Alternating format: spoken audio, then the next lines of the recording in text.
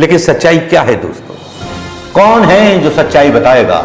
कौन है वो लंगोट का पक्का जो मंदरबाट का खुलासा करेगा? कौन है वो खोजी पत्रकार जो एक बार फिर हिंदुस्तान के आदमी के अधिकारों का खुलासा करेगा? कौन है वो मां के पेट का जना सच्चा मर्द जो हिंदुस्तान पर पड़ने वाले टांके का राज पावर प्रोजेक्ट का ठेका दिलवाने के लिए हमारे साहिब ने जोर डाला था? यह गांधी जी ने किया था? जवाब देंगे प्रधानमंत्री मोदी जी, अमित शाह जवाब देंगे भारतीय जनता पार्टी के जगत प्रसाद नड्डा।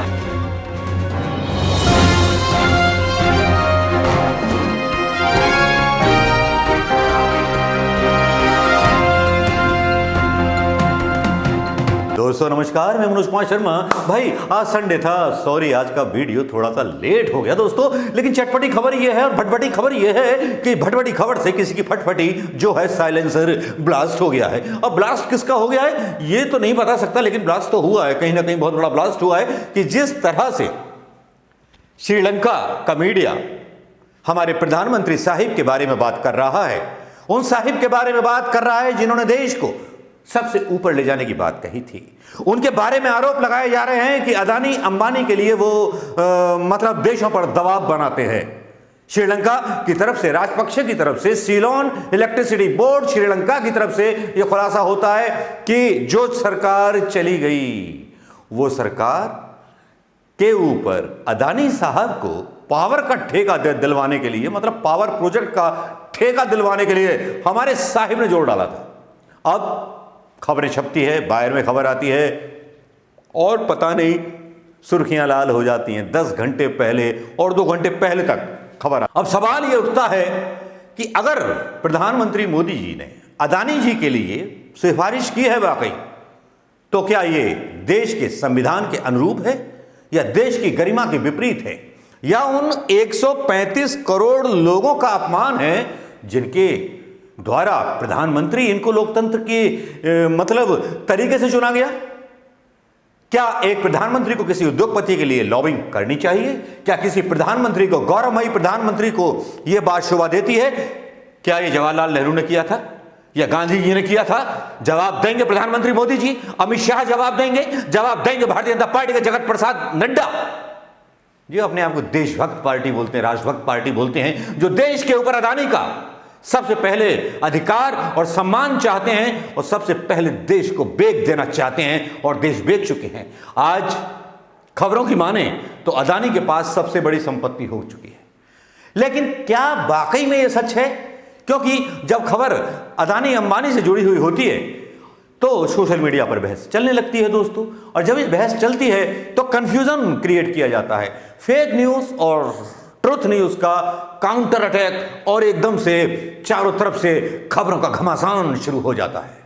जहां एक तरफ बाहर में छापा जाता है कि प्रधानमंत्री मोदी ने अदानी के लिए लॉबिंग की, तो दूसरी तरफ खबर फिर आ जाती है कि श्रीलंका के इलेक्ट्रिसिटी बोर्ड के चेयरमैन ने अपना बयान वापस लिया। क्या है मामला, जानते हैं इस रिपोर्ट में। दोस्तों नमस्कार, मैं मनोज कुमार शर्मा एक ऐसी रिपोर्ट को लेकर के जिसके बारे में भूमिका पहले बता चुका हूं, और रिपोर्ट है अखबारों की जिसको बताना बहुत जरूरी है। द न्यूज मिनट्स में लिखा गया है, PM Modi wanted power project given to Adani, Sri Lankan official alleges the retract reaction पर कहा गया है। और ये जो न्यूज है ये बहुत ही ज्यादा सोशल मीडिया पर वायरल हो रही है। क्या सच है कि प्रधानमंत्री मोदी ने ये सब कुछ किया? अदानी ग्रुप के अनुसार जो श्रीलंकन हेड हैं अथॉरिटी के, जिनका नाम है सीलोन इलेक्ट्रिसिटी बोर्ड के चेयरमैन एमएमसी फर्नांडिनो नेडो के, उनके मुताबिक ये दावा किया गया है कि राजपक्षे पर दबाव बनाया गया था प्रधानमंत्री मोदी के द्वारा कि अदानी को एक पावर प्रोजेक्ट दिया जाए। अब इसके साथ ही जब इस तरह की खबरों का खुलासा होता है तब एक दूसरी खबर आ जाती है वन इंडिया हिंदी के नाम से, जो भारतीय जनता पार्टी की साइट है, वो इस दावे को बेकार बताती है। कहती है कि मोदी ने अदानी को परियोजना देने के लिए राजपक्षे पर दबाव डाला, अधिकारी का दावा, फिर उसने माफी मांग ली। मतलब अपने ही खिलाफ खुलती हुई पोलों को किस तरह से नकार दिया जाता है, झूठी खबरों के द्वारा या सच्ची न्यूज़ों के द्वारा। आखिर ऐसा कौन सा राज है जिसको छुपाना चाहते हैं? वन इंडिया में लिखा जाता है, कोलंबो 12 जून, श्रीलंका में अदानी परियोजना एक बार फिर विवाद के केंद्र में है। सीलोन बिजली बोर्ड के एक शीर्ष अधिकारी ने एक संसदीय पैनल को बताया कि उद्योगपति गौतम अदानी को एक 500 मेगावाट की पवन ऊर्जा परियोजना देने के लिए भारत के नरेंद्र मोदी ने श्रीलंका को राष्ट्रपति गोटाबाया राजपक्षे पर दबाव डाला था। ये बात स्वयं गोटाबाया राजपक्षे ने बताया था। वहीं राजपक्षे ने इस दावे को लेकर किसी भी संस्थान को परियोजना देने के लिए कहने से इनकार कर दिया। अब इसे लेकर के अधिकारी माफी मांग रहे हैं। किसके कहने पर मांग रहे हैं?